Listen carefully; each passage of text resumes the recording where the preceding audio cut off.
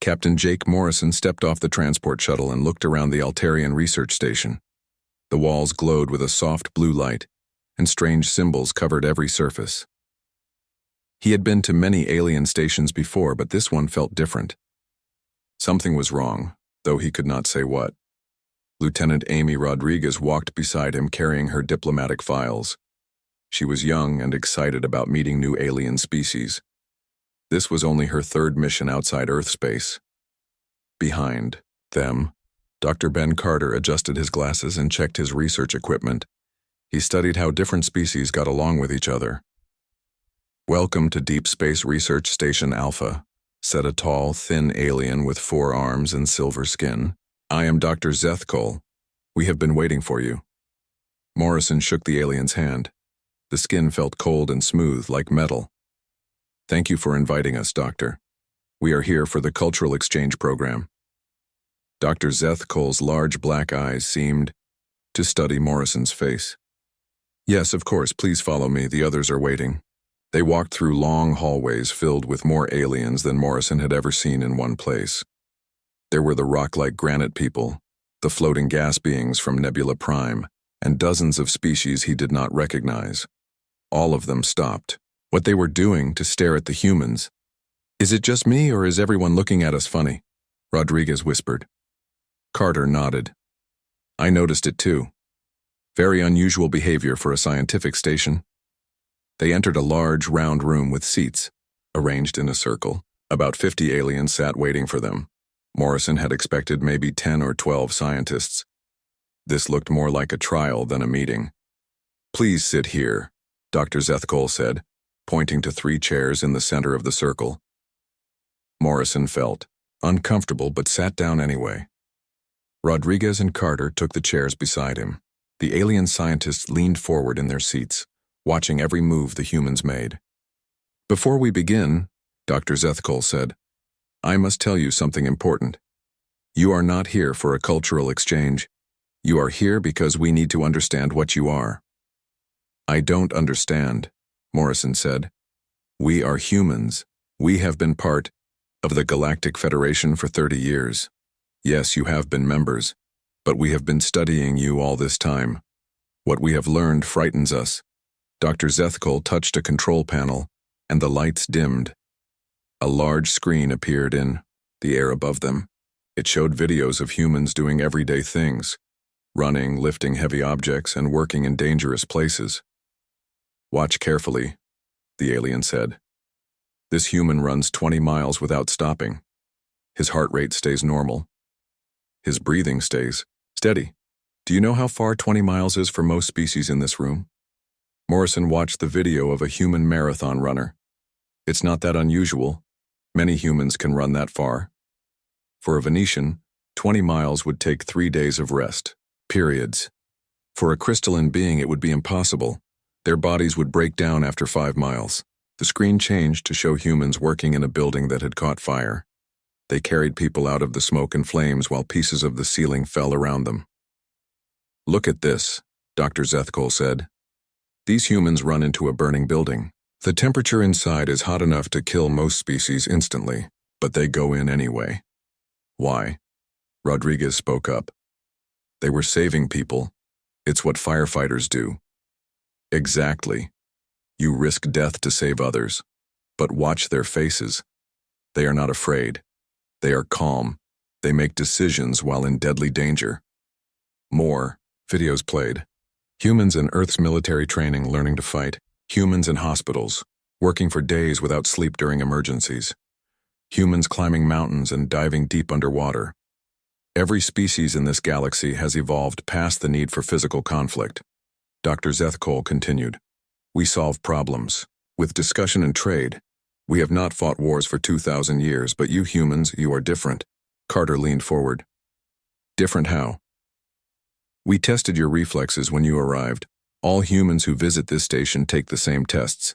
Your reaction time is 3 times faster than the galactic average. Your pain tolerance is beyond what we thought possible. But most frightening of all, you get better at thinking when you are in danger." The screen showed brain scans of different species under stress. The alien brains showed chaos and confusion. The human brain showed increased activity and focus. When other species face danger, their minds shut down. They become afraid and make poor decisions. But human minds become sharper. You think faster. You see more options. You become more creative when fighting for your lives. Morrison stood up. Are you saying we are some kind of monsters? Not monsters. Warriors. You are a warrior species that learned to act peaceful. But the warrior is still there waiting. Dr. Zethkel showed more videos. Humans helping after earthquakes, floods, and other disasters. In every case, the humans worked while others panicked. They made hard choices quickly. They risked their own safety for strangers. We have watched you for 30 years, the alien said. You have been perfect citizens of the Federation. You follow all rules. You help other species with your technology and knowledge. But you do something else too. What? Morrison asked. You hold back. Every human we study shows the same pattern. You could move faster, think quicker, and solve problems better than you do. But you slow yourselves down. You make yourselves weaker to make others comfortable. Rodriguez looked confused. That's not true. We do our best at everything. No, you do not. Watch this. The screen showed security footage from various Federation ships. Human crew members during normal operations moved carefully and spoke softly, but in a few clips during emergencies, the same humans moved like lightning and gave orders with absolute authority. See the difference? In normal times, you pretend to be like us. But when lives are at stake, you become something else. You become what you really are. Dr. Carter studied the brain scans on the screen. This is fascinating research, but what is your point? My point, Dr. Carter, is that every species in this room is now afraid of humans. We brought you here to find out if our fears are reasonable. Morrison looked around the circle of alien faces. He saw fear in their large eyes and strange features. You're afraid of us? But we've never hurt anyone. We've been peaceful for 30 years. Yes, you have been peaceful, but we have seen what humans do when they are not peaceful. We have studied your history, your wars, your weapons, your ability to kill your own species by the millions. No other species in the galaxy has ever done such things. The room became very quiet. Morrison could hear his own heartbeat and the soft breathing of his companions. Around them, 50 alien scientists waited for his response. Dr. Zethkel, Morrison said slowly, humanity has moved beyond its violent past. We are different now. Are you? Or are you simply a warrior species that has chosen not to fight? There is a difference, Captain Morrison. A very important difference. Morrison realized that everything had changed. For 30 years, humanity thought they were welcomed as equals in the Galactic Federation. But they were not equals. They were barely controlled predators being carefully watched by their prey. The meeting was just beginning, but Morrison already knew how it would end. The galaxy had not been making friends with humanity. They had been trying to understand their most dangerous enemy. 6 months after the meeting on the research station, Commander Lisa Park stood on the bridge of her ship, the Unity. She looked out at the stars and thought about how much had changed. The Federation was no longer the peaceful place it used to be. The Kethmori had attacked 3 border worlds without warning. They were bug-like aliens with hard shells and sharp claws. Unlike other species in the galaxy, they did not want to talk or make deals. They only wanted to fight and take what they wanted. Park's ship carried crew members from 17 different species. There were the tall blue Altarians, the small furry Zephyrians, and the crystal beings who spoke through light patterns. All of them were scientists, diplomats, and engineers. None of them knew how to fight a real war. Commander, called out Lieutenant Vex, a 3-eyed alien from the gas clouds of Titan 7. We are getting a distress call from the transport ship New Hope. They are under attack. Park felt her stomach drop. The New Hope carried 5,000 colonists, including many children, to their new homeworld. How far away are they? 20 minutes at full speed, answered the navigation officer, a floating jellyfish creature named Bloom. Set course immediately. All crew to battle stations. The Unity raced through space toward the battle. Park had never been in a real fight before. None of them had. The Federation had not fought a war in 2,000 years. Their ships were built for science and exploration, not combat. When they arrived, Park saw something that made her blood run cold. 3 Kethmori attack ships surrounded the New Hope. The transport ship was much bigger, but it had no weapons. Its shields were failing, and pieces of metal floated in space around it. "Open communication channel," Park ordered. "This is Commander Park of the Federation ship Unity. Stop your attack immediately or face the consequences." The Kethmori responded with more weapons fire. They did not care about Federation warnings or consequences. They kept shooting at the helpless transport ship. "Return fire," Park commanded. The Unity's weapons were weak. They were meant for clearing space debris and breaking up asteroids. Against military ships, they did almost nothing. The Kethmori ships ignored the attack and continued destroying the New Hope. On the Unity's bridge, panic began to spread. The Altarian communications officer started making high-pitched noises of fear. The crystalline engineer's lights flashed, in distress patterns. 2 of the smaller species hid under their control panels. "What do we do?"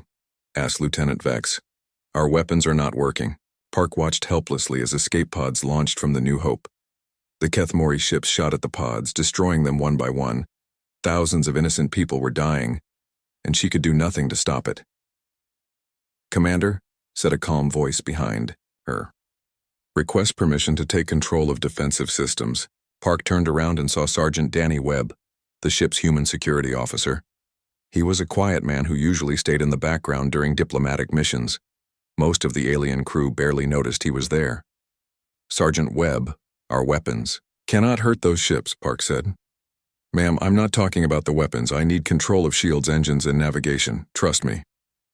Park looked at the dying transport ship. More escape pods exploded under Kethmori fire. She had no other options. "Do it." Webb moved to the main control station. The alien crew members watched in surprise as the human's hands flew across the controls. His movements were smooth and fast, like he had done this 1,000 times before. "All crew, hold on," Webb said in a voice that was completely different from his usual quiet tone. It was the voice of someone who gave orders in life-or-death situations. The Unity suddenly turned and accelerated directly toward the largest Kethmori ship. The alien crew screamed in fear. They thought Webb was going to crash into the enemy. At the last second, Webb spun the Unity around and fired all weapons at point-blank range. The concentrated fire punched through the Kethmori ship's shields and damaged its engines. The enemy ship spun out of control. "How did you know that would work?" Park asked. "Their shields are strong against long-range fire but weak up close." "Basic military tactics," Webb replied.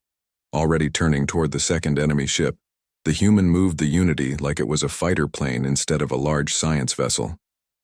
He used the ship's stronger shields as a weapon, ramming into the second Kethmori ship's weapon systems. The enemy ship's guns stopped working. The third Kethmori ship tried to escape, but Webb was ready. He fired the Unity's engines in reverse and shot all weapons at the enemy's engine section. The Kethmori ship exploded in a ball of fire. The battle was over in less than 10 minutes. The Unity had won, but Park could not believe what she had just seen. The quiet human security officer had become a completely different person during the fight. "Sergeant Webb," Park said slowly, "where did you learn to do that?" Webb's face returned to its normal calm expression. "Earth military training, ma'am. Basic space combat course. Every human security officer learns these things." The alien crew members stared at Webb like he was some kind of monster. They had never seen anyone fight like that.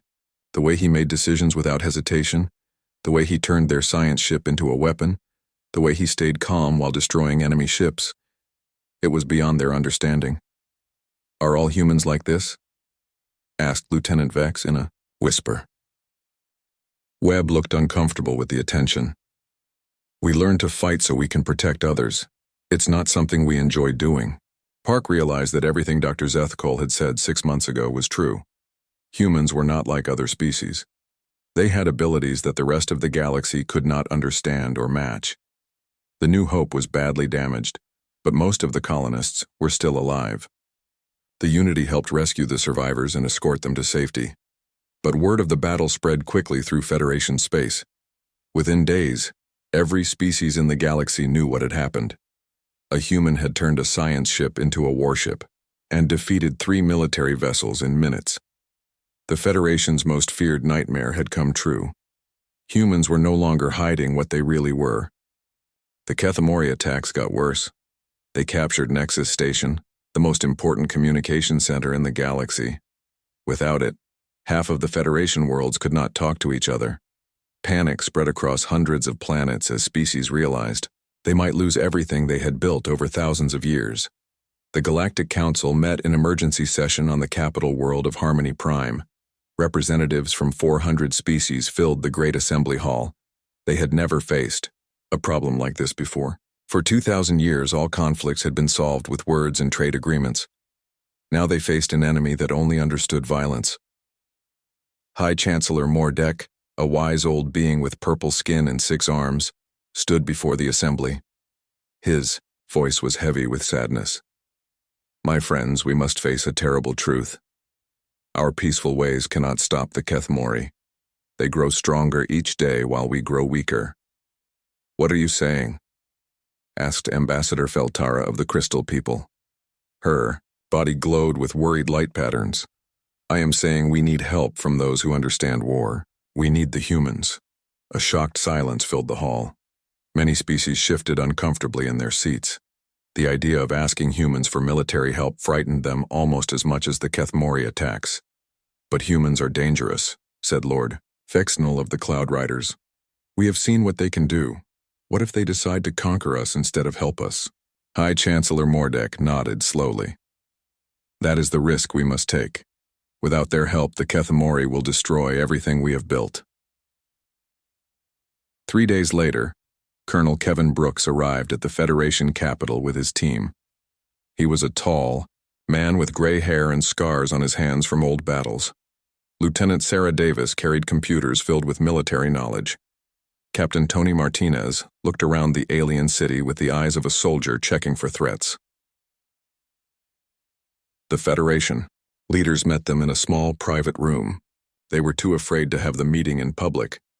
Dr. Helen Kim, Earth's expert on alien psychology, joined the military officers. She would help explain human thinking to the frightened aliens. Thank you for coming, High Chancellor Mordek said. We need your help to fight the Kethamori. Colonel Brooks sat down at the table. Before we begin, you need to understand something. War is not like your diplomatic meetings. There are no rules that both sides agree to follow. There is only winning and losing. What do you mean? Asked Ambassador Feltara. I mean, you will have to do things that seem wrong to you. You will have to hurt your enemies before they hurt you. You will have to make hard choices that save some lives by sacrificing others. The alien leaders looked uncomfortable. Lieutenant Davis activated her computer and showed them a map of Federation space. Red areas marked Kethamori territory. Blue areas showed Federation worlds. Our first recommendation, Colonel Brooks said, is to abandon 17 outer colonies and pull all your forces back to defend the core worlds. Abandon them? High Chancellor Mordek looked shocked. Those colonies have millions of people. If you try to defend everything, you will lose everything, Brooks explained. Those 17 colonies are too far away and too hard to protect. The Kethamori will take them anyway. Better to save the people and use your ships to defend worlds you can actually hold. Captain Martinez pointed to the map. This is called strategic withdrawal. You give up territory to save your forces. It feels wrong, but it works. Dr. Kim saw the horror on the aliens' faces.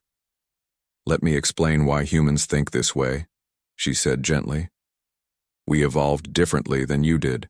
She activated another screen that showed pictures of early human ancestors. Humans were hunters on a dangerous world. We had to chase our food across long distances. We had to fight other predators. We had to survive disasters that killed most other creatures. What does this have to do with strategy? Asked Lord Vexnell. Everything. Other species in the galaxy evolved on safer worlds. When you faced danger, you could hide or negotiate. But humans had no safe place to hide. We had to face danger and defeat it. Dr. Kim showed brain scans of different species under stress. When most aliens face a crisis, their minds become confused and afraid. They cannot think clearly, but human minds work differently. The human brain scan showed increased activity during stressful situations. When humans face danger, we become more focused. We think faster. We see solutions that we cannot see during peaceful times. This is why Sergeant Webb could defeat 3 Kethmori ships, Dr. Kim continued. Under stress, his mind became sharper, not duller. He could make life or death decisions in seconds because that is how humans evolved to survive. Colonel Brooks leaned forward. Every human in the Federation has been holding back their natural abilities to make you comfortable. We move slower, speak softer, and think less clearly than we could because we don't want to frighten you. But now we need you to stop holding back, High Chancellor Mordek said. Yes, but you need to understand what that means. A human soldier making war decisions will seem cold and cruel to you. We calculate acceptable losses. We plan attacks that will cause pain to our enemies. We do things that peaceful species find horrible. Lieutenant Davis showed videos of human military training. The aliens watched in shocked silence as humans practiced fighting, learned to use weapons, and studied how to destroy their enemies efficiently. This is what we train for, she said. Not because we enjoy it, but because we are good at it. We are the species that survived by being better at violence than anything else on our world. Captain Martinez added, but we also fight to protect others. Human soldiers will die to save aliens they have never met. We will sacrifice ourselves for strangers because protecting the innocent is part of who we are. Dr. Kim showed the final piece of evidence. Humans have something that no other species possesses. We can switch from peaceful diplomats to deadly warriors in seconds, then switch back just as quickly. We can be killers when we must be, then go home and be loving parents and friends. This is why you fear us, Colonel Brooks said quietly. Not because we are violent, but because we can control our violence. We choose when to fight and when to make peace. That choice makes us more dangerous than any species that is always violent or always peaceful. High Chancellor Mordek was quiet for a long time. Finally, he spoke. What do you need from us? Command authority over all Federation military forces, Brooks replied, and the courage to let us fight this war the way wars must be fought. The alien leaders looked at each other with fear and hope in their strange eyes. They were about to unleash the most dangerous species in the galaxy against their enemies. They only hoped they could control what they had set free. General Patricia Young stood in the command center of the newly built Federation Defense Force headquarters. Around her, hundreds of screens showed the movement of Kethmori forces across the galaxy. The enemy was getting ready for their biggest attack yet. They planned to strike at the heart of Federation space and end the war quickly. Young was the first human to command all Federation military forces. She had fought in Earth's last wars before humans joined the galaxy. Now she faced a different challenge, turning peaceful aliens into soldiers who could fight for their lives. Captain Ryan Foster walked into the command center with his mixed unit of human and alien fighters. His team had been training together for 3 months, learning to work as one fighting force. It had not been easy. General, the Venetians are still having trouble with combat tactics, Foster reported. They keep trying to talk to the enemy during battle simulations. Young nodded. She had expected this problem. The Venetians were water creatures who solved all conflicts by talking. The idea of shooting first and asking questions later went against everything they believed. What about the Crystal people? Young asked. Better, but they refuse to target enemy equipment. They say destroying complex structures is against their religion. Ensign Kate Sullivan, Foster's weapons expert, joined the conversation. The good news is that some species are learning fast. The rock people are natural fighters once they understand the concept, and the gas cloud beings are excellent at surprise attacks. Young looked at the main battle screen. It doesn't matter how well they learn. The Kethmori are coming whether we are ready or not. The attack began 3 days later at the Meridian system, 5 light-years from the Federation capital. 50 Kethmori ships appeared out of hyperspace and began destroying everything in their path. They expected the Federation forces to run, away like they always did. Instead, they found something they had never seen before, an enemy that fought back. Foster's ship, the New Dawn, was part of the first battle group to engage the Kethmori. His crew included humans, Altarians, crystal, people, and rock beings. They had trained together until they could work as a team, but this was their first real battle. Enemy ships approaching fast, reported Lieutenant Zalcor, a tall blue Altarian manning the sensors. 12 ships heading straight for us. Good, Foster said calmly. Just like we practiced, all weapons ready, engines at full power. The alien crew members felt their hearts racing with fear, but they stayed at their posts. They had learned to trust their human commander during training. When Foster spoke in his battle voice, they followed his orders without question. The Kethmori ships opened fire first, expecting the Federation ship to retreat. Instead, Foster ordered a direct attack. The New Dawn flew straight at the enemy ships while firing all weapons. "This is crazy," whispered Subcommander Veltar, a crystal being whose body flashed with nervous energy. "We are outnumbered 4-1. "That's why it will work," Foster replied. "They expect us to run. They are not ready for us to attack." The human was right. The Kethmori ships scattered in confusion as the New Dawn charged through their formation. Foster's ship targeted the enemy command vessel and disabled its weapons with concentrated fire. "Target their engines next," Foster ordered. "We don't want them to escape and warn the others." Ensign Sullivan worked her weapons controls with deadly efficiency. She had trained for this moment her entire adult life. Each shot hit exactly where she aimed it. 3 Kethmori ships lost power and drifted helplessly in space. The remaining enemy ships tried to surround the New Dawn, but Foster was ready for this tactic too. He ordered his ship to use the disabled Kethmori vessels as shields while continuing to fire at the active enemies. "Sir, should we help the damaged enemy ship, ye?" asked Lieutenant Zalcor. His species always helped wounded enemies after a battle. "Negative," Foster said firmly. "Disabled ships cannot fight us, but they can still call for help. We destroy their communication systems and move to the next target." This order shocked the alien crew members. They had never heard of continuing to attack a helpless enemy, but they followed the order because they trusted their human commander's experience. The battle lasted 6 hours. When it ended, the Federation forces had destroyed or captured 47 Kethmori ships. Only 3 enemy vessels escaped. The Federation lost 12 ships, but they had won their first major victory. The news spread across the galaxy in hours. For the first time in the war, the Kethmori had been defeated in open battle. But the victory had come at a cost that frightened many Federation species. General Young received reports from other battle zones. Human-led forces were winning everywhere, but they were using tactics that seemed cruel to peaceful species. They attacked enemy supply lines, destroyed enemy bases completely, and pursued retreating forces to prevent them from regrouping. "General," reported Colonel Brooks from the Outer Rim battle zone, "the Kethmori are requesting a ceasefire in Sector 7. "Denied," Young replied immediately.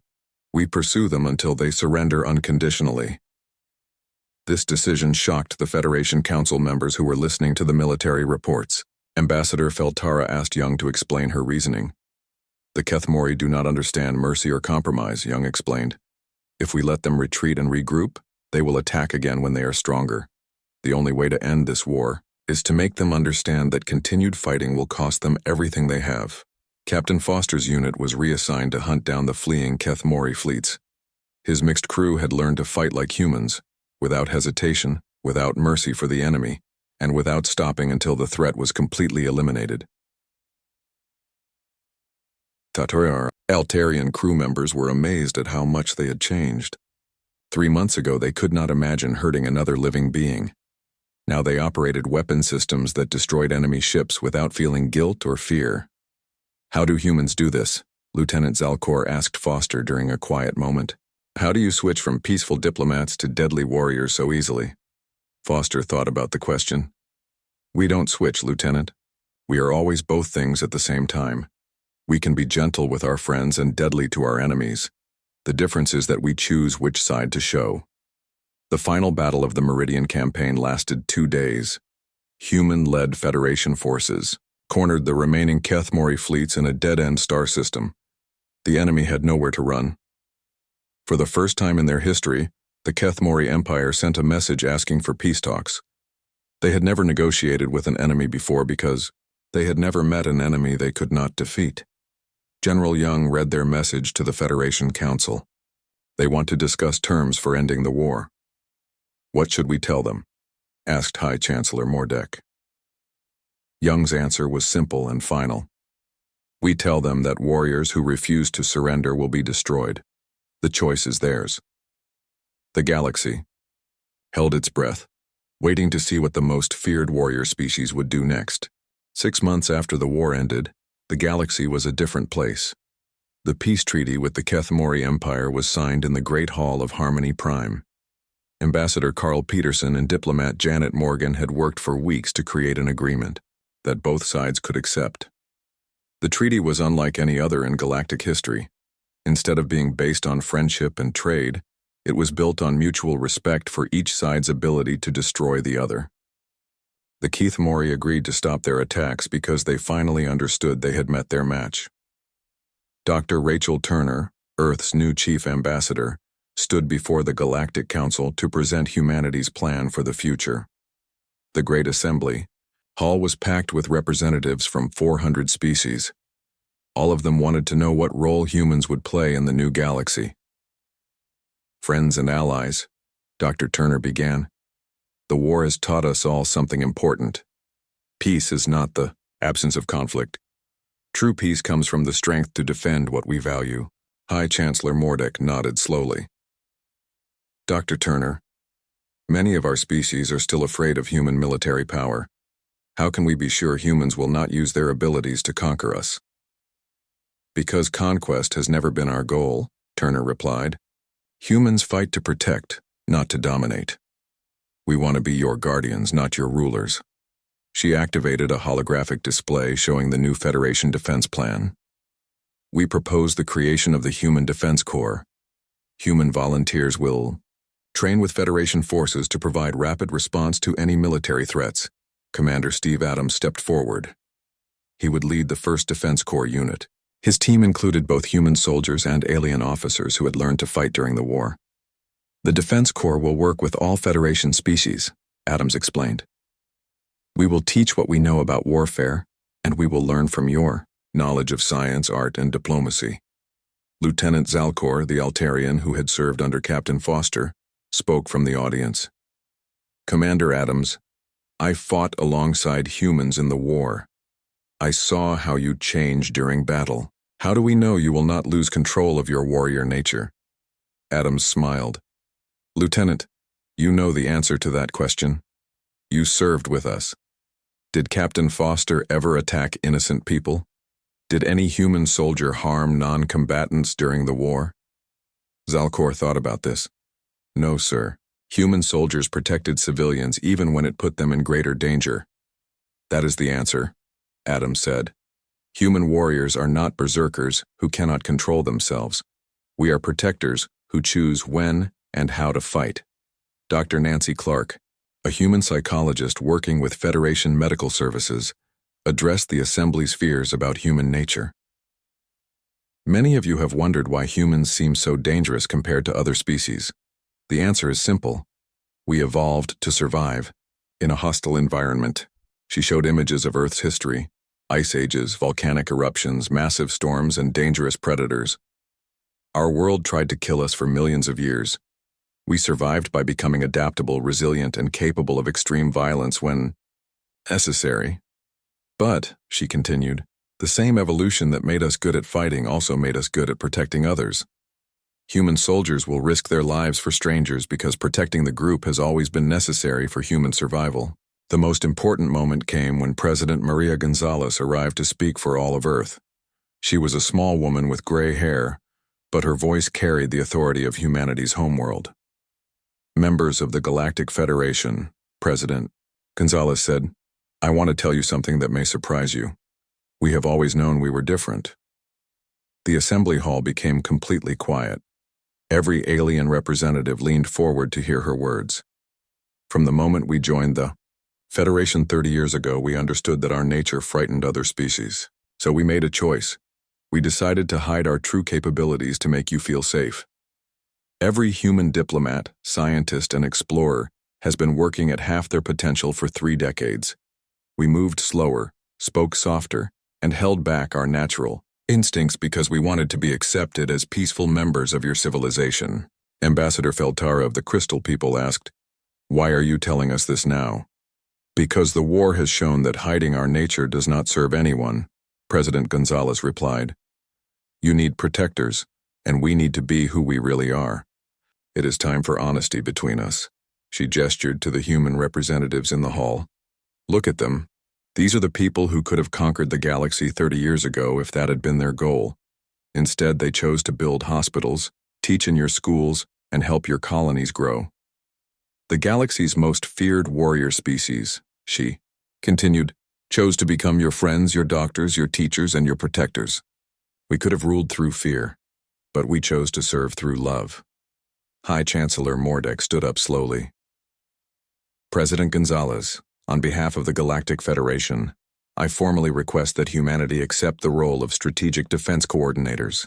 Will you protect those who cannot protect themselves?" President Gonzalez nodded.